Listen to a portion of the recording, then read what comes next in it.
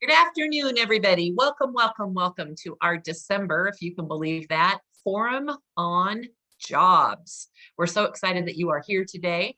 We have an amazing speaker, and we're going to get started here in just a little bit, but we wanted to welcome you. And we also wanted to welcome Denise Brooks. Denise Brooks is new to Austin Up. She is our Outreach and Development Manager. Hey, Denise. Hello, everyone. We just wanted to introduce you and just have you have a minute to just say hello to everybody and tell us what's new and how excited you are to be with Austin Up. I know we're thrilled to have you. Well, thank you. Thank you, Cindy. Hi, everyone. Good afternoon. I am very happy to be here. During my interview with Cindy, I was so hoping this would be the end result, and I am so glad to be here. I'm looking forward to supporting Austin Up, taking it to new heights and new adventures and new protocols. And it's just going to be a very exciting time. 2022 is going to be wonderful. So I thank can't you for wait for having 2021 to be over. I know most people feel me. that way. I think we feel like it's going to be better and COVID will be better, but we just keep on going in a loop too. But one of the things that we learned is that we have to, not rejuvenate. We have to redo how we do things. We have to rethink things. And we're probably going to be doing that again in 2022. Denise, it's so wonderful to have you on our team. And I know that people who participate in our events will see you out and about. And don't be surprised if you get a call from Denise, right? You might be out there calling people too. Absolutely. Keep your ear to the phone. I will be calling and saying hello to everyone, introducing myself, and um, hoping that you come on board. And at the events, I see you, and we'll just go forward. So All thanks right. again. Thank you, Denise. All right. Denise is going to pop off video and she's just going to hang out with us and see what goes on in our job forums, our job seminars that we have. First, I have to say a huge thank you to AARP. They have been a great supporter of Austin Up and they are supporting us through these webinars that we do. The webinars have proven to be really important to people now and also during COVID, where it's just been a challenge, trying to find work. Some people have lost work. Some people are having to retool just because of the changes of COVID. For some people, it's given them a great opportunity to learn new skills so that they can find the career that they really want to have. And so to that end, we have a speaker today. It's Katie. I'm going to introduce her in just a second. We're excited to have her. We have another job forum coming up in the middle of December. It's going to be Miles Wallace, and he's going to be talking about, it's so cute. It's like Sherlock Holmes, how to find a job. And he's done a presentation like this before, and we're excited to have him again. He has been a great resource and a great help for our constituents in helping new careers, finding new jobs, and connecting them to careers that make them happy. So we're excited to have Miles. He'll be coming on in about 2 weeks, but next week is a huge week for Austin Up. We have a event. It's called Aging and Innovation Summit. It is on December 7th. You can find information out about it on our website. And this is just talking about aging in general, some innovative ideas that have occurred, not just from COVID, but just from brilliant people who have great ideas. And our format is we have 4 different speakers. You can come on and listen to one speaker or all 4. Our first speaker, her name is Karen, and she is not going to be videotaped. So if you want to listen to her talk, you have to come and be on at 8:30. And she has some great information to share with us just about the hope and ideas for innovation and how people who have ideas could take ideas to market, some gaps, some ideas that she's seen. She's just really an amazing person. She has a book that's going to be coming out in December, which she'll tell us a little bit more about. Our other topics are going to be talking about the winter storms, last year's winter storms, and how it impacted everybody, and preparation for the future and how we can prepare better for the future. Our other topic is going to be talking about technology. There's a big technology divide. A lot of work has been done by many different nonprofits, and they're going to be talking about what they were able to accomplish in this past year. And then our last area that we have is going to be new products that have been introduced. So we have 1 hour, and we're going to highlight 4 different new products or services that have come about in the past year or so for older adults. So we're really excited about that. So that's our Aging Innovation Summit. In addition, we have our last forum of the year. We've been doing a forum series almost every month. We took a couple months off.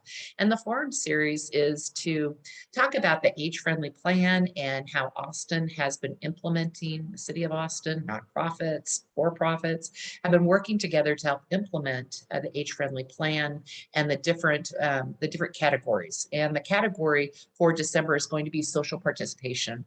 We are thrilled. We're going to have the city of Austin, their their park and rec department has done a lot of work this past year. And they are really going to be providing amazing services and events for older adults. And they're going to basically tell us about all those new programs. So that's going to be our first speaker. Our next is going to be Amy Temperley, and she's going to be talking about a mighty good time in aging is cool, and also talking about how important social participation is for longevity, for healthy living. So we're excited about both of those events. Those are next week, and the following week we'll have Miles, who will be doing our next job forum. So anyway, welcome everybody. Without further ado, Katie, if you will come on, I am going to pull up your intro, and let me just read that real quick. Hey, Katie. Katie and I had, I'm so glad to see you. It's been a while since we talked about you coming and talking to our group, and we're just so happy that you're here today. Unfortunately, I have the wrong screen pulled up, so just hold on one second.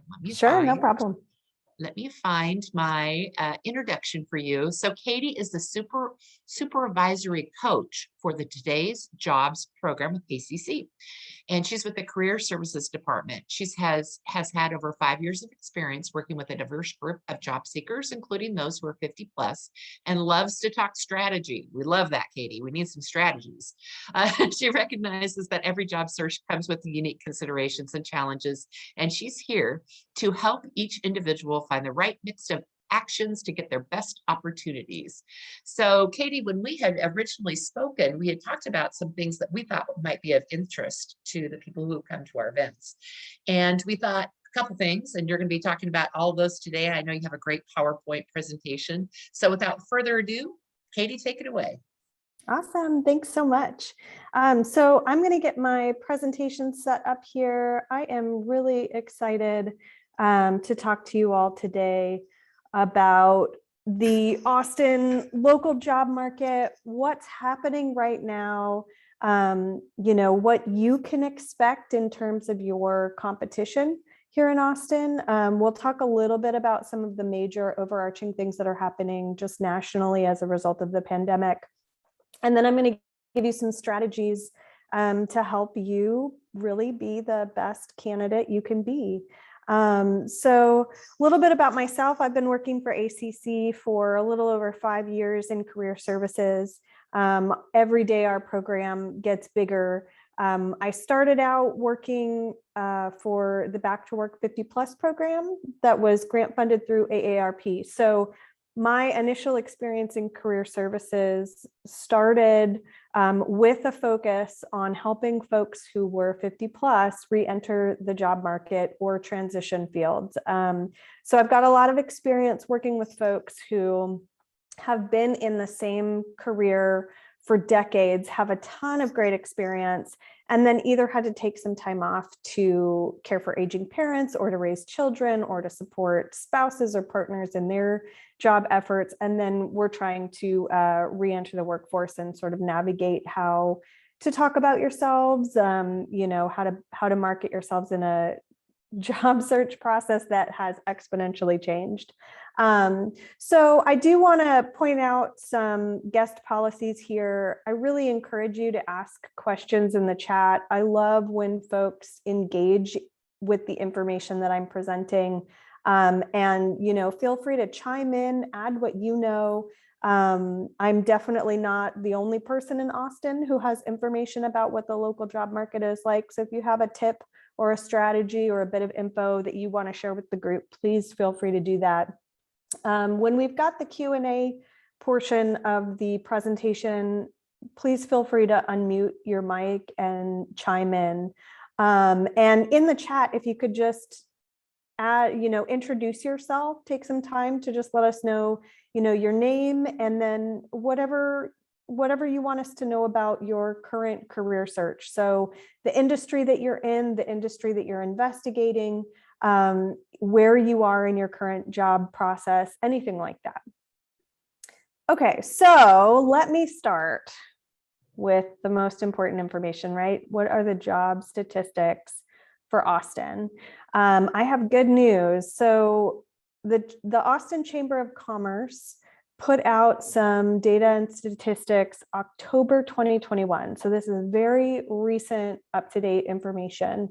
And what they found is that Austin has made up all of the pandemic-related job losses that it encountered starting March 2020, and currently has nearly 17,000 more jobs today than it did in February 2020. So that was, right before the pandemic struck. So not only have we as a job market sort of recovered from the impact of the pandemic, we're also improving, right? So we're doing better now than we even were before.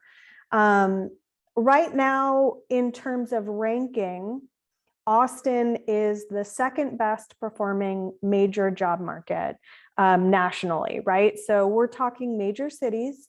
Over the last 12 months, the Chamber of Commerce has taken a look at, right, what job postings are coming available, the quality of those job postings, what employers are reporting, right? And so they're looking at Austin. They're saying we're ranked as number 2. That is great news if you're a job seeker in this market. So here are some other trends that the Chamber of Commerce has pointed out. Like I said, we are doing better now than we were even pre-pandemic. So we're up 1.5% in terms of the job postings that are available. We're the second best performing major metropolitan city. The key thing, though, is the type of jobs, right? So while all private industries have seen an increase in the job postings that have come available, what we're seeing is that in Austin specifically, that's primarily happening in the leisure and hospitality industry. What I suspect, my sort of theory about why that is that leisure and hospitality really were hit hardest by the pandemic. So my program works with job seekers to provide them one-on-one coaching and to provide a class to help them sort of target their job search successfully. And we went online in March 2020 and started offering our class virtually so that we could continue to provide our services. And there were some particular industries that we were seeing a lot of students join our class from. So leisure and hospitality. So that's particularly the restaurant industry really took a hit. And primarily that was a result of hospitality workers really feeling overwhelmed, feeling scared, feeling sort of disposable, right? Like the demand on them, despite the increasing fears about the pandemic, really just continued to increase. We also saw that among teachers, primarily primary school educators, right, and administrators. So we saw restaurant industry folks, we saw teachers at the primary school level, and we saw folks in the airline industry really struggle and suffer in terms of their employment. So part of this increase in leisure and hospitality jobs that's happening right now, I think, is kind of a significant rebound from the impact that the pandemic had on that industry. But we also see professional and business services have grown 11.4%. So that is great news. For leisure and hospitality, what that 23.6% translates into is 23,900 jobs here in the Austin metro area. For professional and business services, that translates to 22,900 jobs. So we're not talking a small amount of jobs. What we're also seeing is the wholesale trade and transportation, warehousing and utilities industry grew by more than 8%. What that translates out into is for wholesale trade and transportation, that's 4,300 jobs. For warehousing and utilities, that's 2,300 jobs. I have to be real clear here and say, when I'm talking about warehousing, you know, we do have to take into consideration with this data, the impact that Tesla is going to have on Austin in terms of creating warehouse positions. We also have to recognize that October of any year for Amazon staffing, Amazon really starts to hire a lot of folks around this time to staff for the holiday season. So, you know, that 8% has to take into account some of the potential, right? So that number might be a little low based on Tesla's development because they're not set up in Austin yet. It also has to take into account the more seasonal aspect of, you know, the warehousing industry. All right, so if we're thinking about potential positions, right, that employers are now starting to try to find employees for, what we can look at and what we often look at first are positions that offer a signing bonus, because this tells us that these are industries in which employers are not getting the number of applicants they need to adequately fill the positions. And so they're really working hard to try to offer job candidates some incentive to apply and take these positions and also stay in these positions. So the Chamber of Commerce has reported that these particular job titles have been folks in these positions have been reporting that they've been able to get a signing bonus. So we know that registered nurses are a big one. In the health industry in particular, registered nurses, being a registered nurse, it's one of the fields that studies have shown that in the next 10 years, we're going to have a really significant dip in the number of folks who are qualified to be registered nurses. So we've sort of got that timeline approaching, right, where folks who have been registered nurses for a long time are starting to approach retirement age, or starting to transition into different aspects of healthcare that are maybe part-time, or that are a little less high stress. And we're not seeing that level of students enrolling in programs to become certified to be registered nurses. So this is a field that we're keeping an eye on. There's a lot of potential there. Also, as I'm sure you all know, the software industry, IT is always, you know, for the last decade at least, has been a really big growth industry. And what we're seeing right now are demands for software developers, software quality assurance analysts and testers. We're also seeing some sort of IT support folks that are being hired, primarily, I think, because a lot of companies are transitioning to virtual or remaining virtual after transitioning to virtual for the pandemic. And so the need for IT specialists and support has really grown over the last couple of years. What I've seen in terms of software developers and, you know, QA analysts is that there are actually a lot of folks who are enrolling in programs to get certification to become, you know, some industry related thing related to IT, right? So we've got a lot of folks who are working to become software developers. We've got a lot of folks who are seeking right now internships, apprenticeships, even volunteer opportunities, because the IT industry is a really difficult one for folks to break into, especially if they don't have previous job experience. So that is good news for more seasoned workers, right? Because if we then focus on transferable skills, really picking up some of that software knowledge or software development knowledge can help.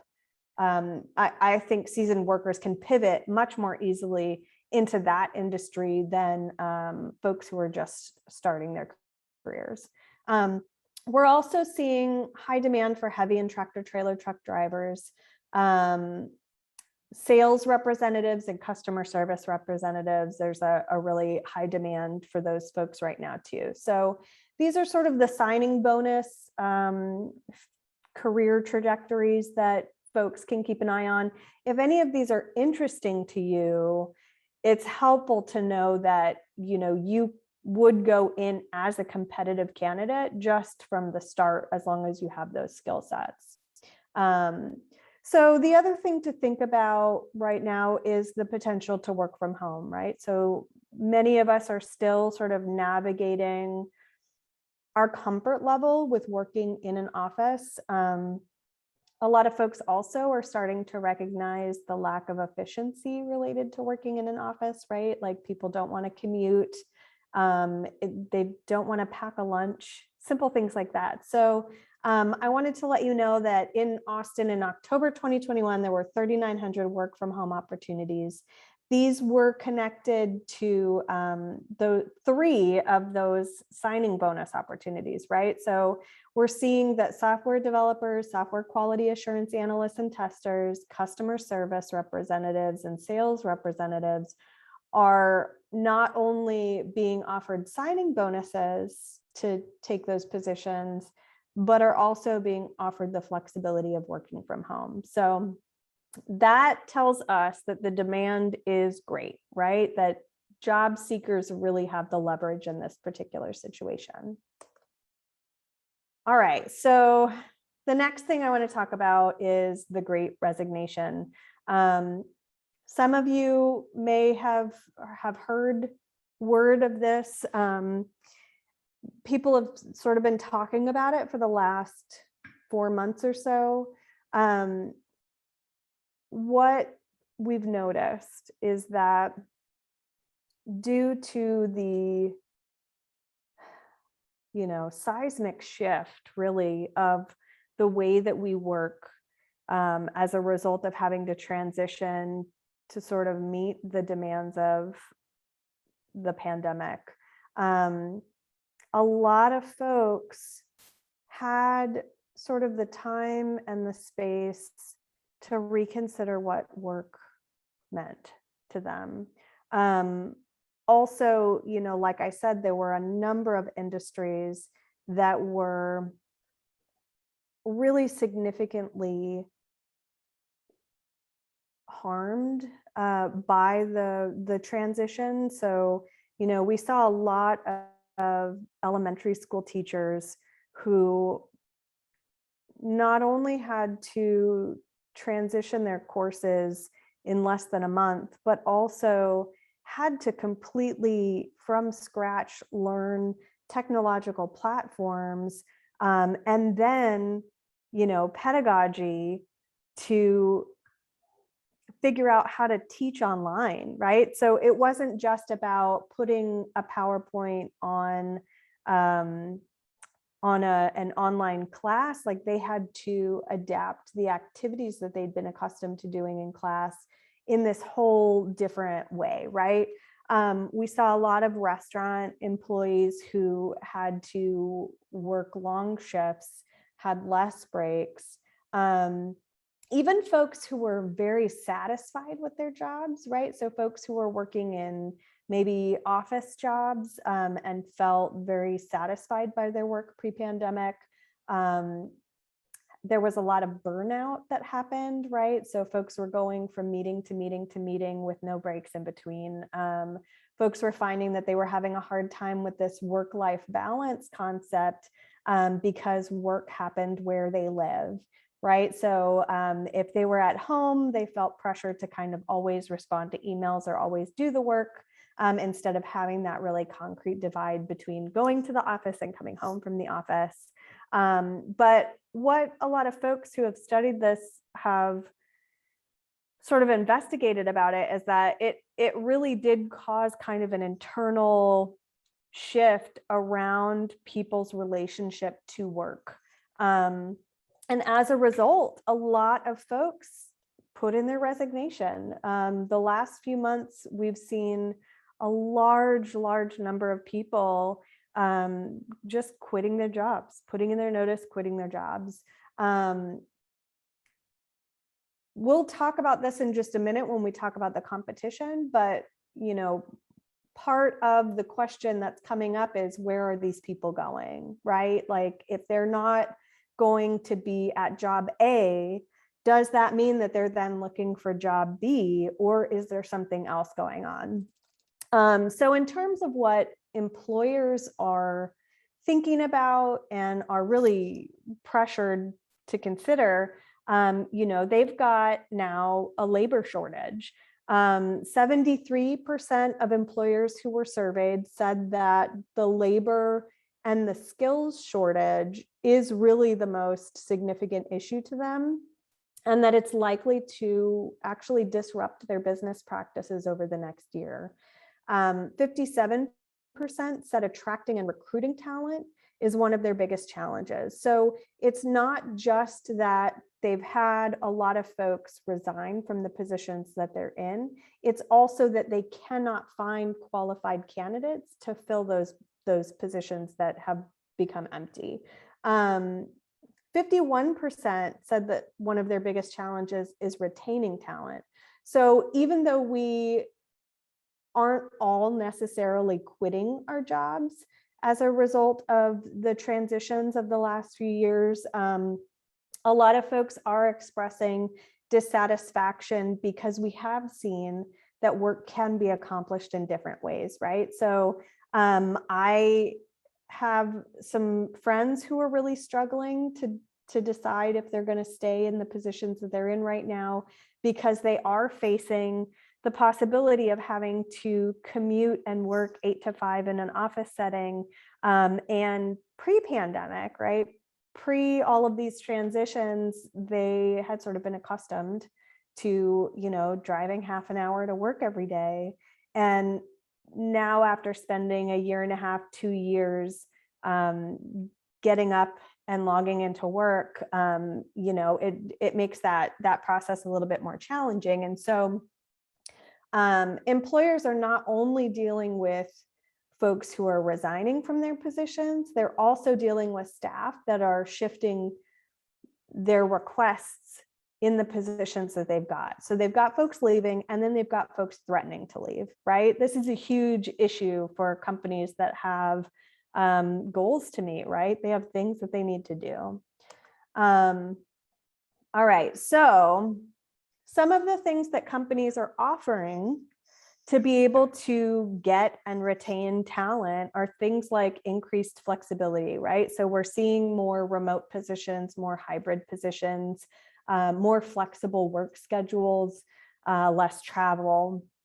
There's more of an emphasis on corporate purpose that's coming up right now. This is a result of a lot of things that have happened in the last few years that have really refocused our national attention on diversity, equity, and inclusion. So, over the last couple of years in particular, companies have had to step forward and make public comments about things that have happened nationally. And they're finding that, especially in the new workforce, right, the folks who are just graduating, as potential employees, they want to see some of that accountability and some real directness from companies. They also, I think, younger employees or new employees have more of an expectation that what they do should feel purposeful to them, and which is not to say that we don't feel that our job should be filled with purpose, but I do think that there's a slight difference in our approach to work ethics, right? Where, like, I was taught that you go to work because you have to go to work. Like, we all need to work. That's part of our communal responsibility to each other, right? Is that we go to work so that we can provide service for each other, so that we can pay our bills, take care of our families, et cetera. And there's sort of a new approach that's happening, or like a new perspective that employees are taking, where they want to know more.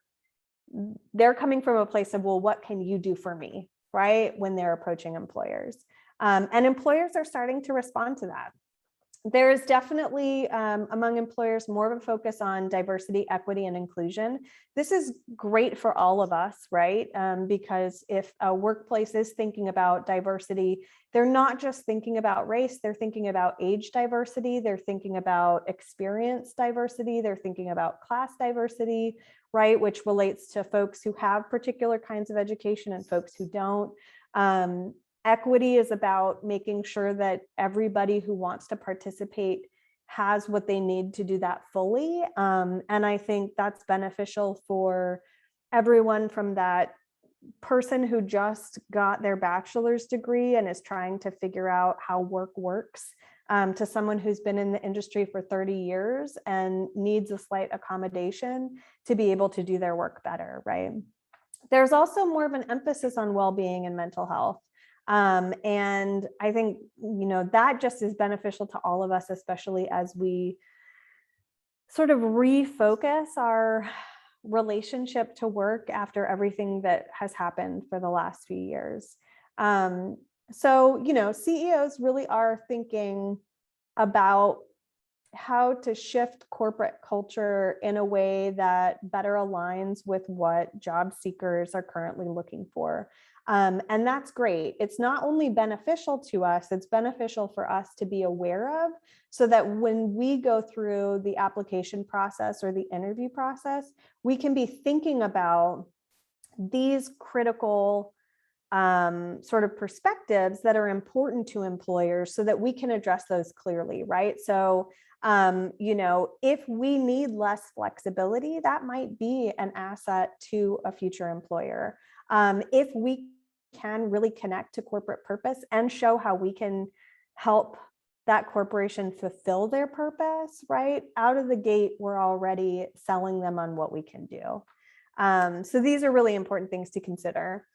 The other thing I wanted to talk about was, the top 25 job postings in Austin for October 2021, and the median wages. So again, we see on here software developers, quality assurance analysts and testers.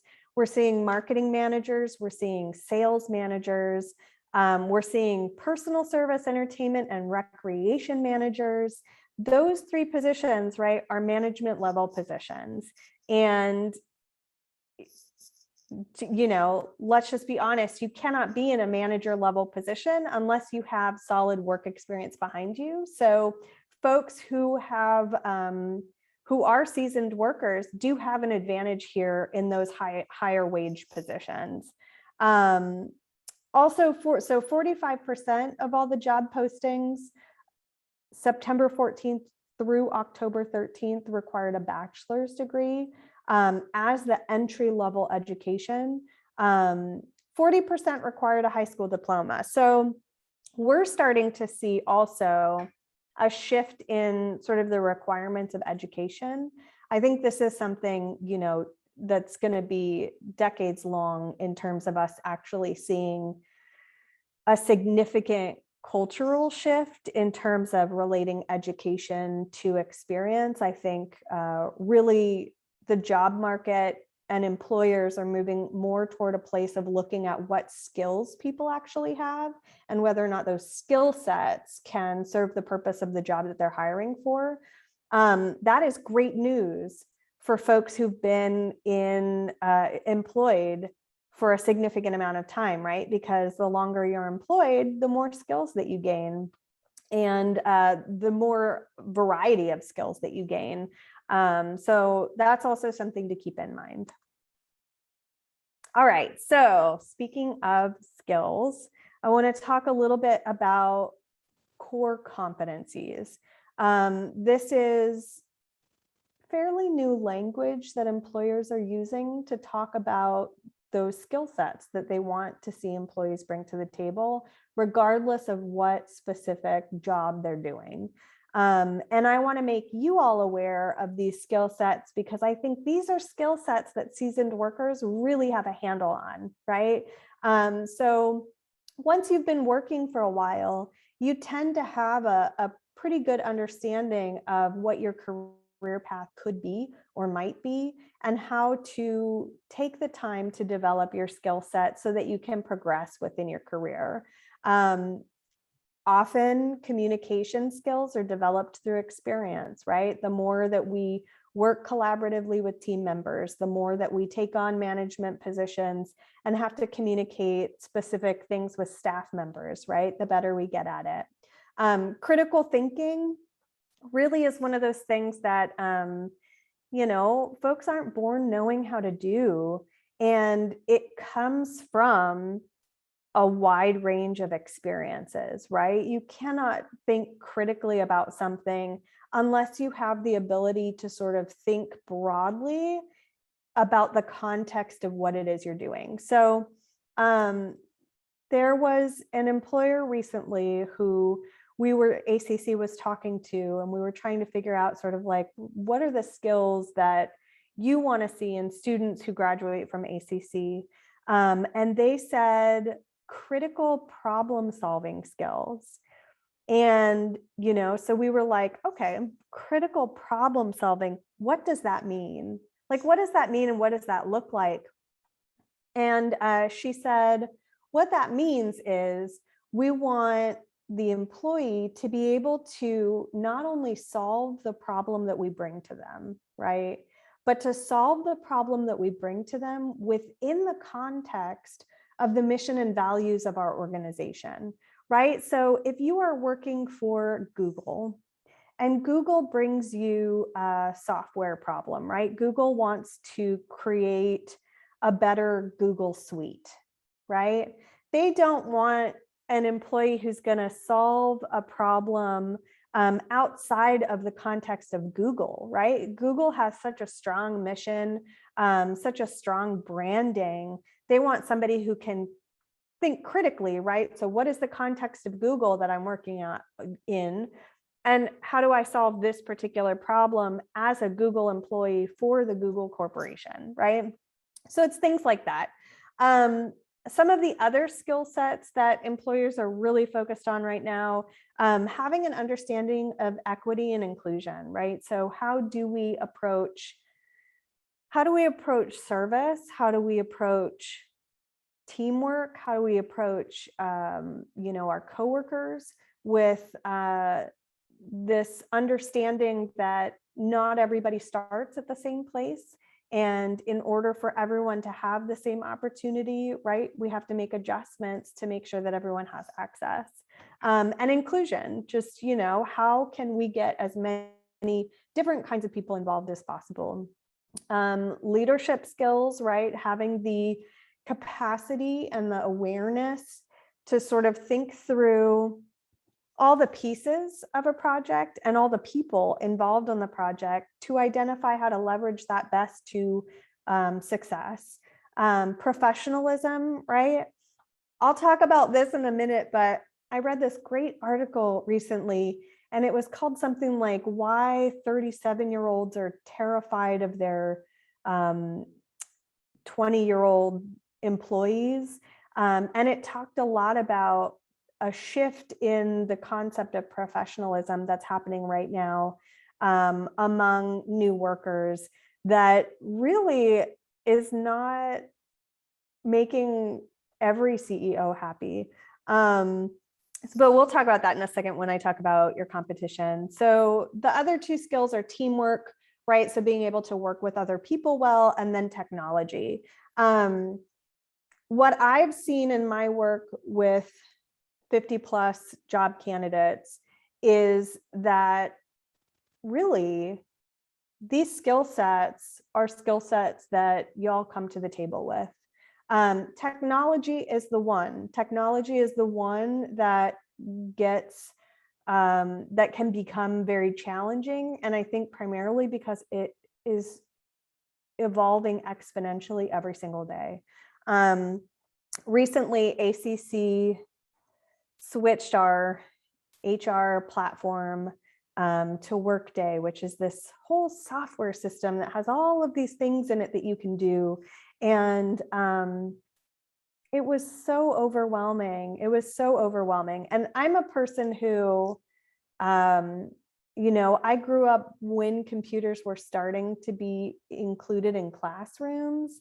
I mean, not quite. I didn't see a computer in my classroom till I was in high school, but I was part of that sort of generation of students who, by the time we were teenagers, we were engaging with technology in a way that gave us some of this sort of skill set of troubleshooting that has helped me, progress through my career. But I'm starting to experience that technology has changes so quickly that, even as someone who feels very comfortable troubleshooting and learning new platforms, I'm struggling. And I think with technology, it's just going to continue to be that way, right? It's just going to get more complex and there's going to be more of it. And so, that's a really important thing to keep in mind and a really important thing to keep on top of. Okay, so the in-demand skill sets that employers are looking for are skill sets that, I bet any of you could have predicted, right? Communication skills, especially now that once a lot of us transitioned to working from home, communication skills became especially important. Now we're not just talking to the person across the table from us, but we're talking to other people in a Zoom meeting, right? Or we're sending an email that has to communicate what we need very clearly and professionally, or we're parsing out information that someone has sent to us to be able to complete a task. Teamwork and collaboration are just increasingly becoming more important because we are every day becoming more of a global job market, right? Especially folks in technology are working with people internationally, right? Organizational skills, problem solving, planning. These are all, what we would call soft skills. These are skills that really folks have to practice to become better at. And if you've been working for a significant amount of time, you necessarily have to practice and improve these skills. All right, so I'm going to skip that slide. All right, so I want to talk about your competition. So the folks who are just starting to enter the workforce right now are really interesting to me. We call it hustle culture, right? So they are facing the challenge of having to piece together multiple positions to be able to pay their bills, right? So what that means is, as job seekers, they're sort of always on the lookout for an opportunity. They always have one ear perked, right? What is this other thing I can add on? What is this new opportunity? What is this potential project I can work on that can help me get a foothold? We're also thinking, right, of like boss babe culture. And I think this, both hustle culture and boss babe culture, really contributed, I think, to this great resignation. So what folks are seeing is that we've got a lot of employees who are resigning post-pandemic, or now that we're starting to sort of head back into resuming our normal or pre-pandemic procedures. And those folks are not necessarily looking for new jobs. Rather, what we're seeing is that a lot of folks are focusing on finding a way to make work for them better. So these are folks who are creating opportunities on YouTube. These are folks who are doing contract work. These are folks who are becoming their own bosses by marketing and selling a product that they've created, or coming up with an innovative idea that they can pitch to somebody to sell. So we're seeing less folks actually thinking rigidly about the job market, right? I'm going to get my resume together. I'm going to submit it to some employers that I think potentially have jobs that I could fit in, and I'm going to prove to them that I'm the right person for that job. Instead, there's a lot of younger folks really coming in and demanding what they want. So I've got this quote from this article I read. Gabe Kennedy, 30, he's the founder of an herbal supplement brand. He noticed that as he was recruiting Gen Z employees, that some had no interest in the rigid work habits that felt natural to his millennial 10-person team, right? So things like working 8 to 5, things like hierarchy of authority, things like really rigid job descriptions. A lot of employers are reporting that their Gen Z employees are really kicking back at that. And for a lot of them, it's very disturbing. I think it's interesting. And I think ultimately, anytime a work culture shifts, it's for the better. Historically in our country, right? It's usually for the better. But it's interesting to me because I do think it does give seasoned workers an advantage in that we do tend to be more conventional in our approach. And I think a lot of the folks that are in the position of hiring, of managing people, are also accustomed to and more comfortable with more conventional ways of working, right? Because it's much easier to manage a team of people if you know that someone's going to show up to work 8 to 5, is going to email you if they have questions, is going to be deadline driven and accountable to the tasks they've got, right? Rather than someone who comes in and says, well, give me a project and when I'm done, I'll just check out. That potentially could feel like chaos to a supervisor or a hiring manager. So there's that. In terms of some strategies that you can incorporate to make sure that you really are a successful job seeker, I think the first and most important one is to know your value, right? So I do think, especially when you're facing age discrimination, as a job seeker, it can start to feel really defeating, right? Like, well, I'm not valuable to companies anymore, or I don't have anything to contribute, but really, that is not the case. Your experience is valuable and is recognized as valuable by employers. Some of the challenges that prevent that from being communicated well are, an inability to stay relevant, meaning, the sort of cliche of an older worker is somebody who's just like stuck in their routine or their habit, who isn't going to sort of move with the way the company grows or the way that culture changes.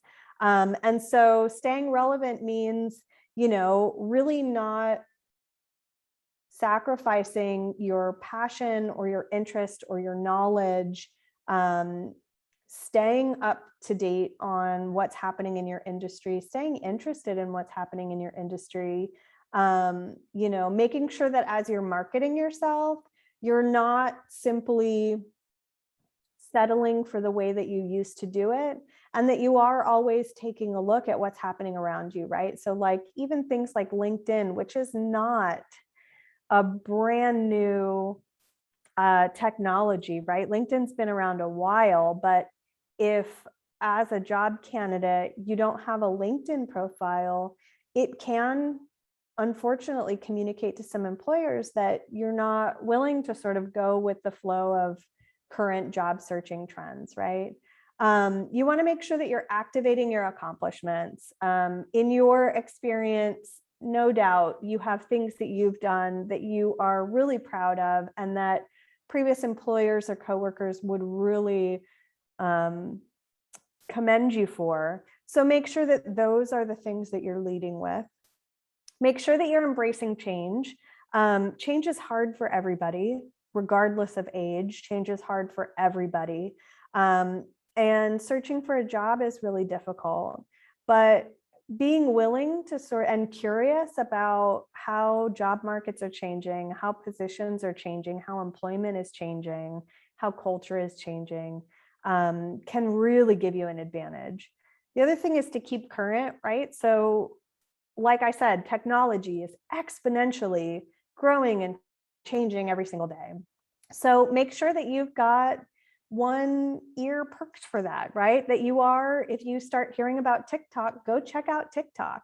If you start hearing about, Workaday, go check out Workaday, go check out all these technologies that are coming around, just so that you're aware of what they are. And then ultimately the key thing is network, right? So I know that you know people in your industry. I know that you know people who are employed, regardless of industry. So make sure that you're really doing the work to connect with other people and talk to them, and be clear about the fact that you're searching for a job, because especially now with the digital application process, right? Employers sometimes get hundreds and hundreds and hundreds of applications. And it can really go a long way to have somebody within the company say, oh, you know what?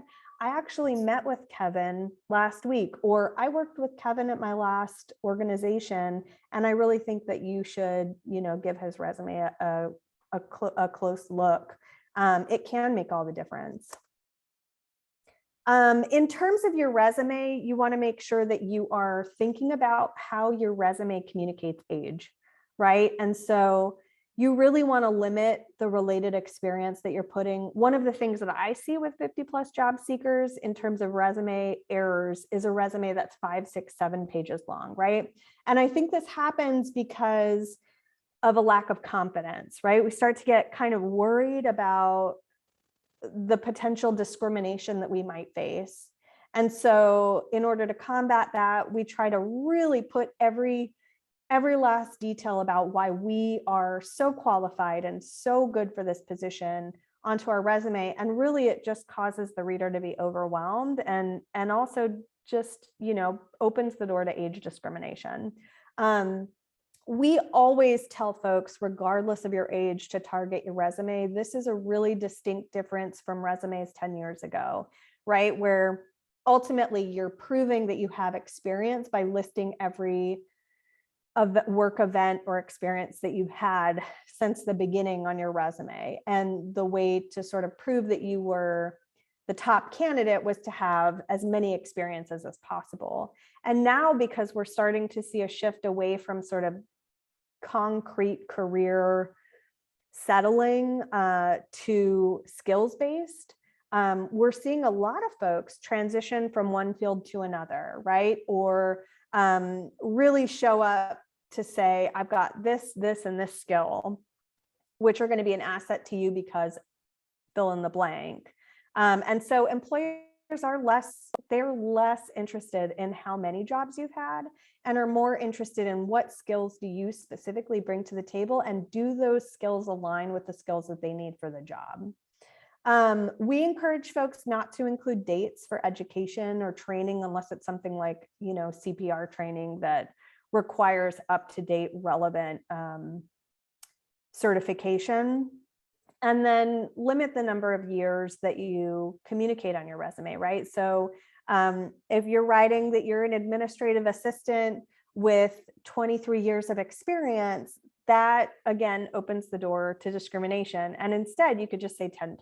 10+ is an easy switch. It shows that you've got over a decade, which is really the most important information. And then finally, make sure that you're using updated formats, right? So there are resume formats that look very dated. It's super easy to Google, resume templates 2021 and see sort of what folks are doing. Also, focus on ethos, pathos, and logos in your resume. So make sure you're clarifying, what are my skill sets? I'm telling you I'm qualified for this job, but what is my logic to show you that? Highlight your accomplishments so that you're building credibility, and always connect to the mission and vision so that they sense your passion for the position, or what motivates you to be engaged in that type of work. A couple of things I want to point out before I wrap up that are more practical things. So ACC right now is offering fast track certification at discounted prices. So we've got certification in fields that we've identified as high demand that is fast certification. So none of the certification is longer than 6 months. Most certification is 4 to 6 weeks.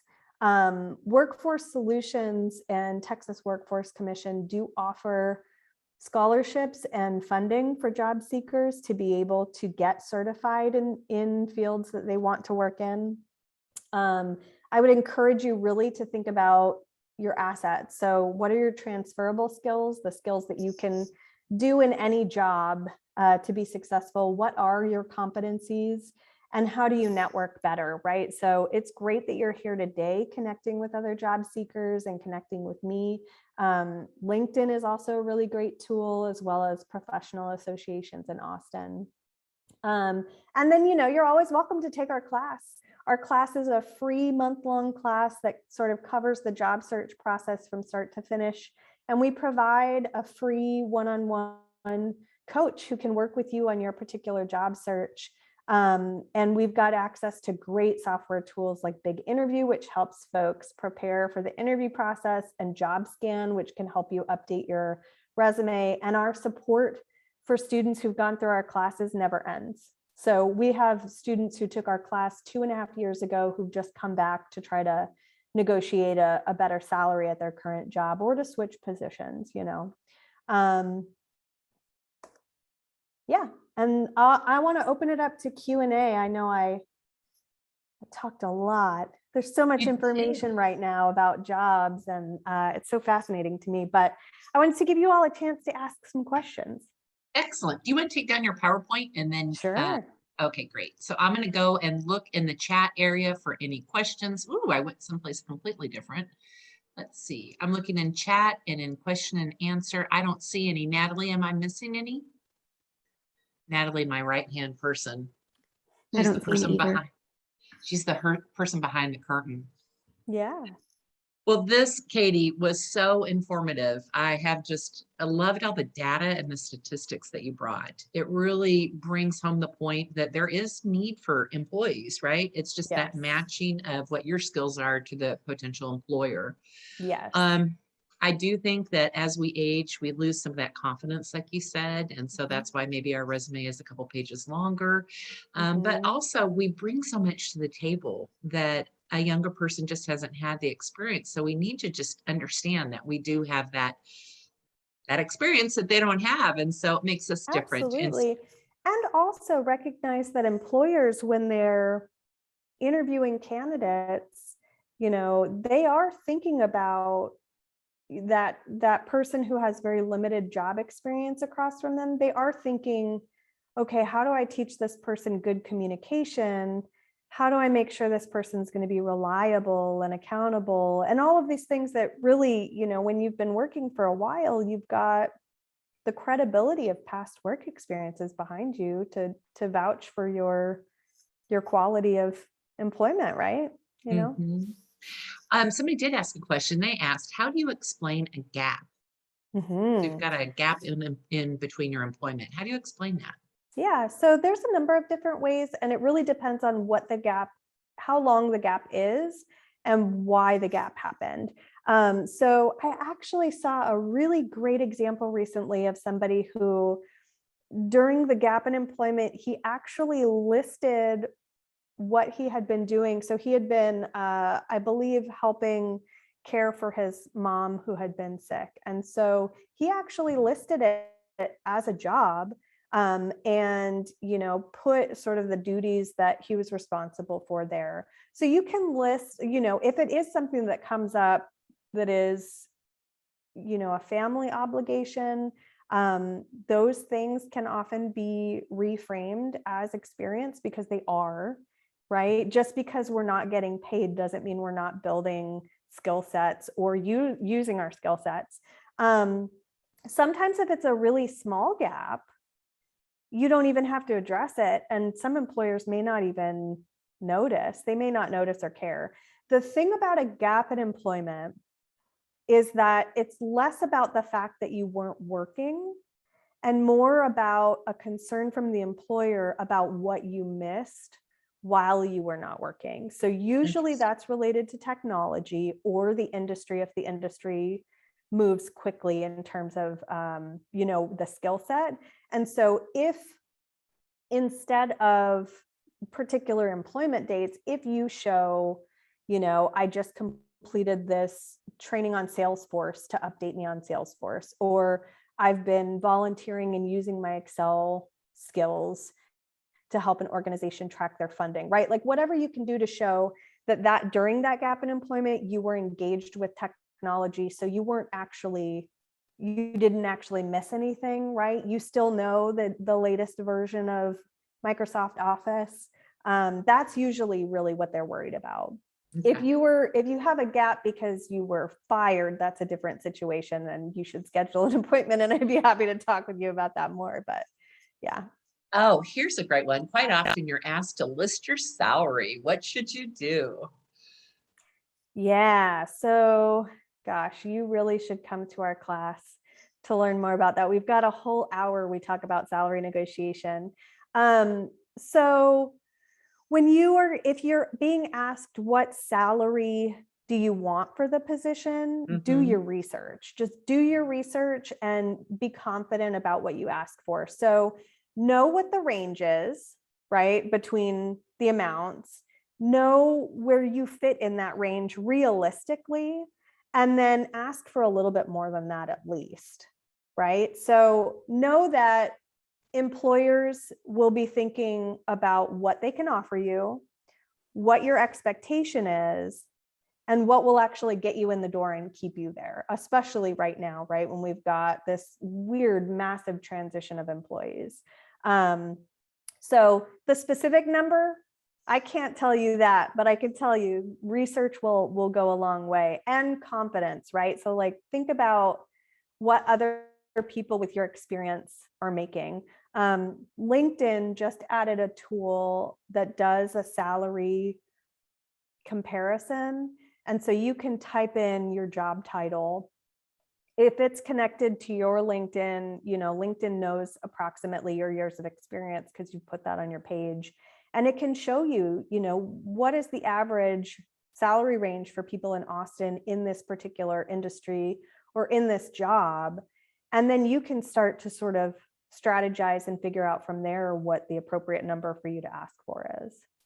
I would have never thought to go to LinkedIn. That's so interesting. I would have gone to Google and Googled it. So, but it is telling me that perhaps we should be taking some of your courses. So you explained a little bit about the courses. Would you just go online to look at what they are, and how do you pay for it? Sure. So this is the best part. It's actually a free class offered through Austin Community College. So it's open to members of the community as well as ACC students.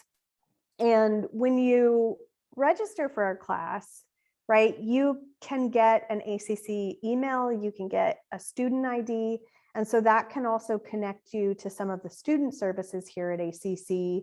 Like we've got a library, we've got technology services, we've got tutors, we've got academic advisors, we have transfer specialists, right? So we've got a lot of folks who support students at ACC who are only available to folks who are ACC students. And this is one of the only ways to become an ACC student without paying any money and get access to those services. So I posted in the chat a link to our website. It's austincc.edu/strategies. Okay, I see it. We've got we just ended our classes for the year, but we have a bunch of classes starting in the new year if you want to make a resolution about your job search plan. And so our classes are 4 weeks long. We meet twice a week for 2 hours. We have in-person options at Highland campus. We have virtual options online. Like I said, we really go through the process of application start to finish. So targeting a job, knowing your skills, writing a resume, preparing a cover letter, getting ready for an interview, networking with people, developing a LinkedIn, negotiating a salary, right? All of those things start to finish. And then we do provide our students one-on-one job coaching support. So you can meet with a coach, you can say, here's my particular situation. What do I do next? Or how can I, I've been applying for months and I've just heard crickets.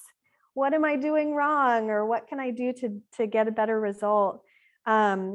We also have free access to JobScan, which is a software tool that helps folks compare their resumes to job descriptions to see how well those keywords are matching.